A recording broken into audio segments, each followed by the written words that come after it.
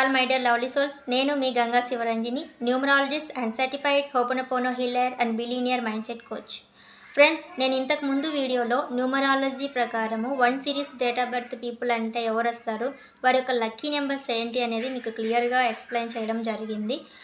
ఈరోజు వీడియోలో వచ్చేసి 1 series date of birth people ఒకవేళ మీ పిల్లలు 1 కానీ 10 కానీ 19 కానీ 28 తేదీల్లో జన్మించినట్లయితే మీ పిల్లలకు ఇలాంటి అన్లక్కీ లెటర్స్తో పేరులో స్టార్టింగ్ లెటర్ ఉండకుండా చూసుకోవాలి.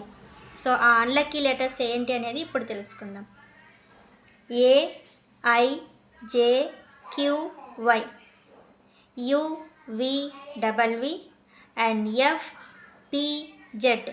ఇప్పుడు నేను చెప్పిన ఈ లెటర్స్తో మీ పిల్లల యొక్క పేర్లు స్టార్ట్ అవ్వకుండా చూసుకోవాలి. ఇవి వచ్చేసి 1 సిరీస్ డేట్ ఆఫ్ బర్త్ ఎవరైతే ఉన్నారో వారికి ఈ లెటర్స్ అన్లక్కీ లెటర్స్ అన్నమాట.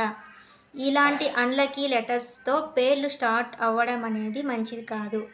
సో ఒకవేళ మీ పిల్లలకి పేర్లు పెడుతున్నట్లయితే సో మీరు ఒకసారి న్యూమరాలజీ ప్రకారం కూడా చెక్ చేసుకొని వాళ్ళకి లక్కీ లెటర్స్లో పేర్లు స్టార్ట్ అయ్యేటట్లు మీరు చూడండి.